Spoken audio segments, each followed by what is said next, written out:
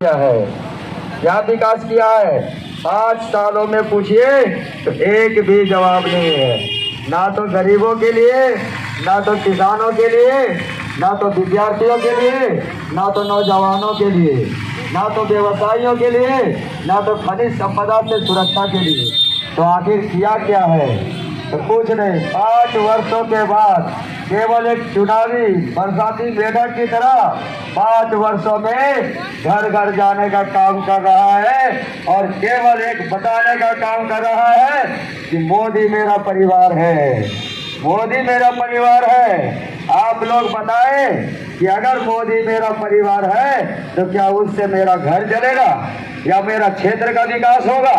हमने तो संसद को लाए थे, क्षेत्र में संसद का चुनाव किए थे कि ताकि हमारे क्षेत्र का विकास हो, हर गरीबों का विकास हो, हर गरीबों का सहारा हो, हर बेरोजगार नौजुवकों का रोजगार मिले, हर व्यवसायियों का कमेटी बने, हर व्यवसायी अपने क्षेत्र में विकास करे, हर नौजवानों के लिए रोजगार हो, विद्यार्थियों के लिए भी शिक्षा से अच्छी तरह से अवगत हो, अच्छी शिक्षा मिले। लेकिन केंद्र राज्य शिक्षा मंत्री होने के बावजूद भी उससे पूछिए सरकारी स्कूल में आपने एक बार भी मुआयना किया है? सरकारी स्कूलों में क्या कमी है उससे पूछिए, इसमें एक जवाब नहीं आएगा। हाँ आएगा जवाब कि उसने 20 स्कूलों को लगभग उद्घाटन करने का काम किया है, जो प्राइवेट स्कूलों का उद्घाटन करने का काम किया है। आप लोग बताइए कि वो प्राइवेट स्कूल के लिए बने थे या सरकारी स्कूल के लिए बने थे?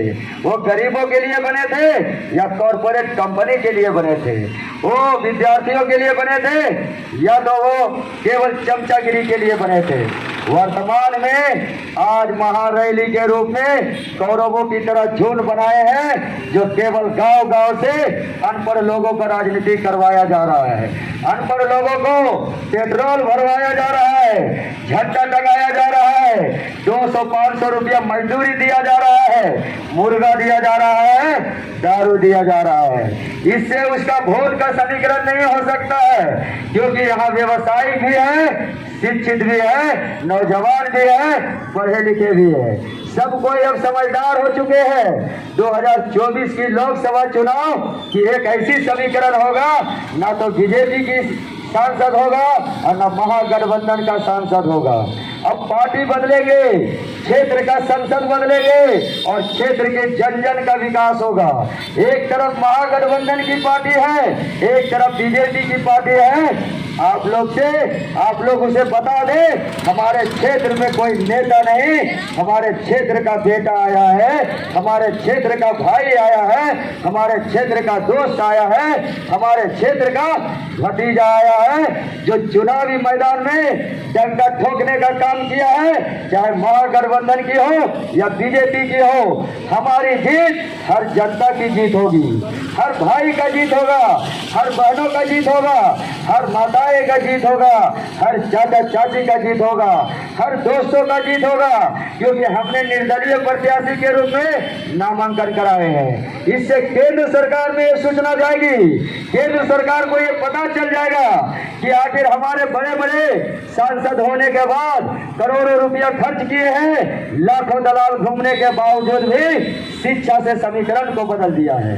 यानी जनता, कोडरमा लोकसभा की जनता अब बेवकूफ नहीं रहा है, अब अनपढ़ नहीं रहा है, उसे बेवकूफ नहीं बनाया जा सकता है। हमने चुनाव में आए हैं, कोई झूठी वादा करने के लिए नहीं आए हैं, क्योंकि हमें क्षेत्र का विकास चाहिए, हमें हर जन जन का विकास चाहिए, हर गरीबों का कल्याण चाहिए, हर मजदूरों के लिए मजदूरी चाहिए, हर नौजवानों को रोजगार चाहिए, हर वृद्धा और विधवा के लिए सहारा चाहिए, हर किसानों के लिए संसाधन चाहिए। हमने सारे मैनिफेस्टो को बनाकर चुनावी मैदान में डंका ठोकने का काम किए हैं और इस तरह से लोकसभा तो बड़ा क्षेत्र है, लेकिन जिस जगह से जा रहे हैं भरपूर समर्थन मिल रहा है। एक तरफ से लाखों का केवल भीड़ है, समीकरण नहीं है, एक तरफ 50% अनपढ़ लोगों का राजनीति करवाया जा रहा है। उसी प्रकार से केंद्र की बहुमत, केंद्र की पूर्ण बहुमत की सांसद है, वर्तमान में किसी भी प्रकार का विकास नहीं है। कि राज्य में पूर्ण बहुमत महाराष्ट्र में महागठबंधन की सरकार है और उसके प्रत्याशी से पूछिए कि आपके क्षेत्र में कितना विकास है। विधानसभा के आए सदस्य होने के बावजूद भी अपने विधानसभा की सदस्यता को बतावे कि आपने हमने 5 सालों में क्या काम किया है, तो केवल जनता के बीच दूसरा ऑप्शन था एक बीजेपी और महागठबंधन, लेकिन अब तीसरा ऑप्शन आ गया है, आपका जन जन का भाई आ गया है, दोस्त आ गया है, बेटा आ गया है जो आपके विकास करेंगे। हाँ, हर क्षेत्र की विकास करेंगे, ये आगाज कर दिए हैं। अगर केंद्र में मोदी सरकार बोल रही है अब की बार 400 पार, केंद्र में अगर मोदी बोल रहे हैं अब की बार 400 पार, इसका मतलब हम बीजेपी का खिलाफ करने नहीं आए हैं, वर्तमान सांसद को बदलने आए हैं। सांसद का चुनाव हो रहा है, प्रधानमंत्री का चुनाव नहीं है। सांसद ही चुनते हैं प्रधानमंत्री को, और सांसद जब बदलेंगे तो क्षेत्र में बदलाव आएगी, क्षेत्र में क्रांति आएंगे। अगर 300 400 पार, अगर मोदी ने बोला है अब की बार 400 पार, अगर उसने 399 लाया तो क्षेत्र का बेटा सुरेंद्र कुमार अग्रवाल भी एक संसदीय वोट मोदी को देंगे। लेकिन हमारा क्षेत्र का विकास होना चाहिए, और सांसद का बदलाव होना चाहिए। अगर राहुल गांधी बोल रहे हैं अब की बार 400 पार, तो 399 लाए, कोडरमा लोकसभा का निर्दलीय प्रत्याशी सुरेंद्र कुमार अग्रवाल एक सांसद ये समर्थन राहुल गांधी का करेंगे, लेकिन हमारे क्षेत्र का विकास होना चाहिए। इस तरह से हमें दोनों रूप में देखें, जनता की आवाज बनकर आए हैं, तीसरा उम्मीदवार आए हैं। ना हमें बीजेपी से खिलाफ है, ना महागठबंधन से है, वहां के क्षेत्र के प्रत्याशी से खिलाफ है, और वहां के प्रत्याशी से शिकायत है कि अब प्रत्याशी बदलेगा। केंद्र की समीकरण करेंगे। क्षेत्र का विकास केवल क्षेत्र से होगा जो क्षेत्र के संसद करेंगे।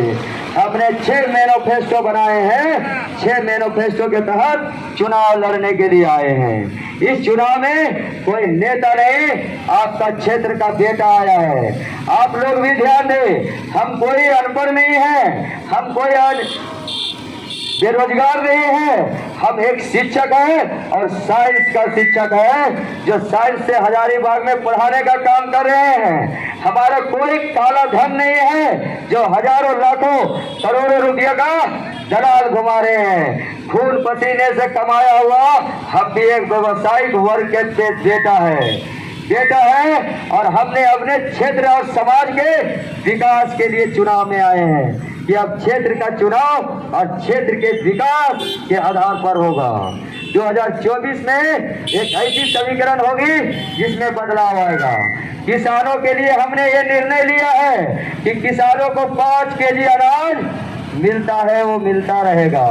लेकिन अब किसानों को मजबूत करने के लिए उसे 5 केजी अनाज के अलावा उसे संसाधन से मजबूत करेंगे, उसे 1 डीजल मुफ्त दिलाने का काम करेंगे, जिससे वो संसाधन से अपने हरे भरे खेतों में खुशहाली ला सके, हरियाली ला सके और एक मजबूत किसान बन सके।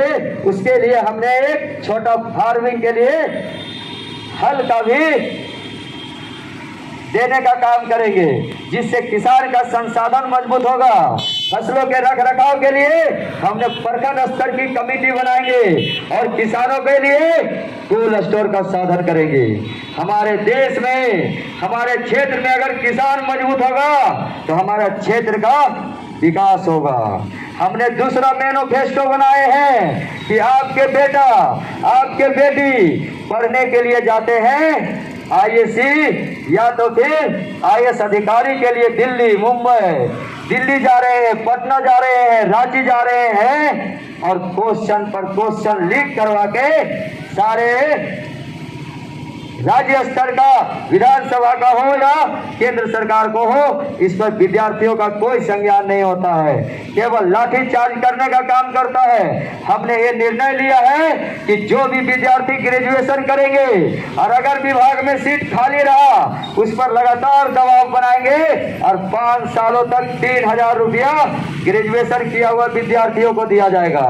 कंपटीशन तैयारी के लिए 3,000 रुपया 5 सालों के लिए प्रत्येक विद्यार्थियों को दिया जाएगा। प्रखंड स्तर पर डिजिटल लाइब्रेरी की सुविधा करेंगे। डिजिटल लाइब्रेरी, जी हाँ, डिजिटल लाइब्रेरी की सुविधा करेंगे। वैसे गरीब का बच्चा, वैसे व्यवसायी का बच्चा जो पढ़ नहीं पा रहे हैं या तो वैसे दिल्ली जाके तैयारी नहीं कर पा रहे हैं, अब वहाँ क्षेत्र का भी बेटा आप देखेंगे कि जेपीएससी, यूपीएससी, बीपीएससी निकाल रहे हैं। सैटेलाइट सिस्टम के माध्यम से डिजिटल एजुकेशन देने की काम करेंगे, जिससे शिक्षा में बदलाव आएगा।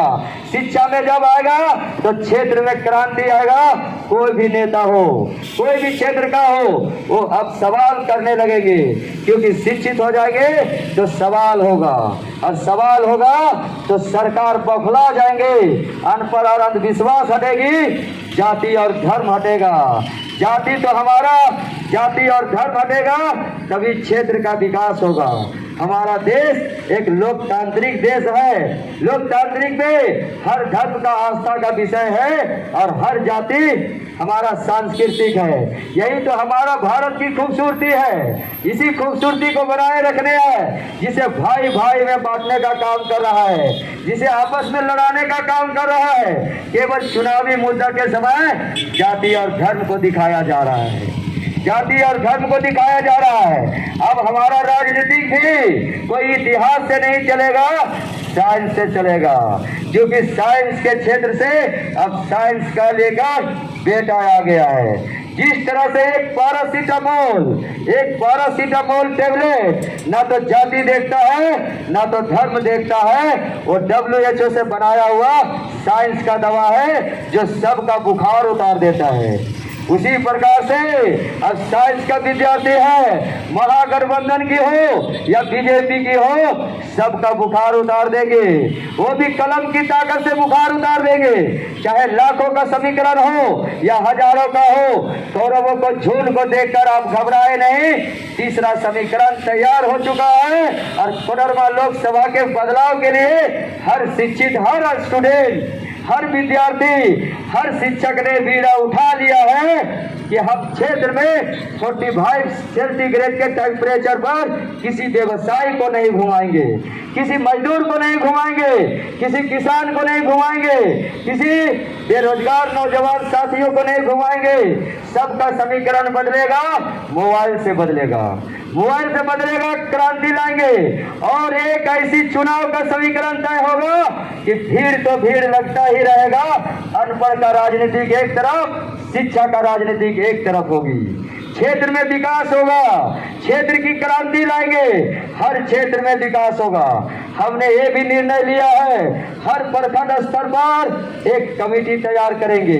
हर प्रखंड स्तर पर अब 5 साल में एक बार घूमने वाला नेता नहीं, अब हर महीने में प्रखंड स्तर पर जनता दरबार लगाने वाला क्षेत्र का बेटा होगा।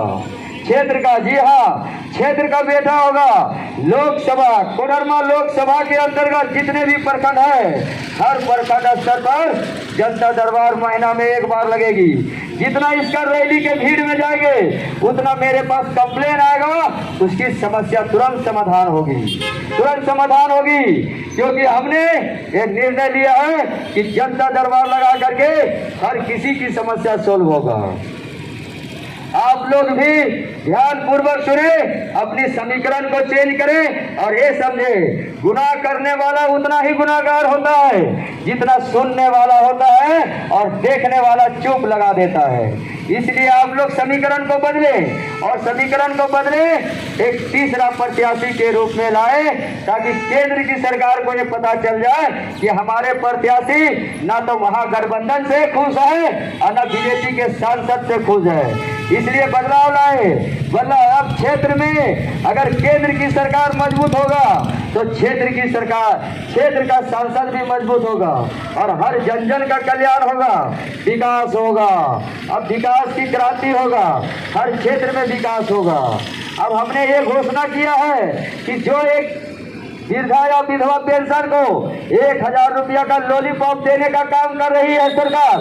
उसे 1000 रुपया में न धोती मिलता है, न साड़ी मिलता है, न कुर्ता मिलता है।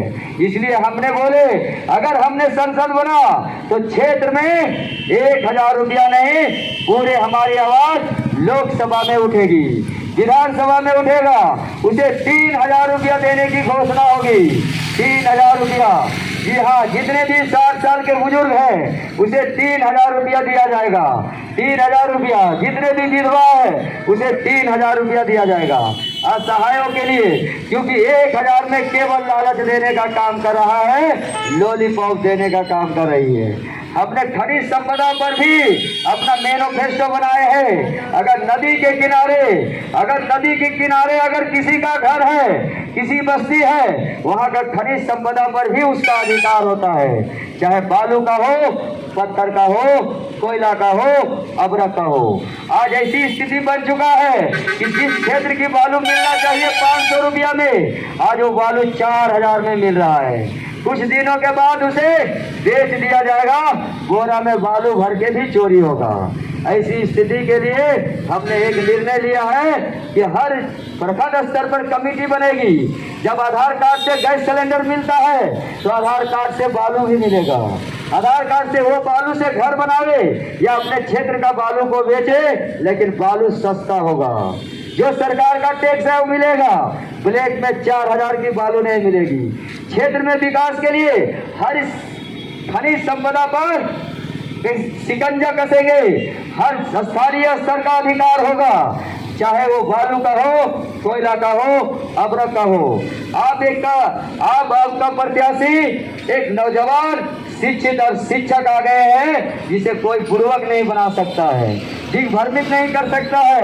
कलम की ताकत से इतिहास लिखने आए हैं। जी हाँ, जन जन का विकास लिखने आए हैं। आप तमाम भाइयों से निवेदन है, तमाम माताएं से निवेदन है, तमाम दोस्तों से निवेदन है कि आप लोग इस समीकरण में साथ दें। जी हाँ, साथ दें और विकास का वादा है। आप विश्वास दें, हम विकास देंगे, हम विकास देंगे। आप लोगों से ज्यादा वक्त की कमी है, आप लोगों को सूचना दिए हैं हमारी विचारधारा से। आप लोग जुड़े और एक विश्वास तीसरा समीकरण को बदले। जी हाँ, अब बहुत ही लोकसभा एक महापर्व के रूप में है। इसे किसी भी तरह से अपने इस्तेमाल को ना बेचे, अपने मतदान को ना बेचे। एक ऐसे प्रत्याशी को चुने जो विकास और क्षेत्र में क्रांति ला दे, क्रांति ला दे। जी हाँ, जितने भी पढ़े लिखे जो भी नहीं है, सबके लिए शिक्षकों का सम्मान करते हुए आप एक बार अवश्य से मौका दे क्षेत्र में विकास के लिए। जी हाँ, सबको प्रणाम, मेरा नमस्कार स्वीकार करें।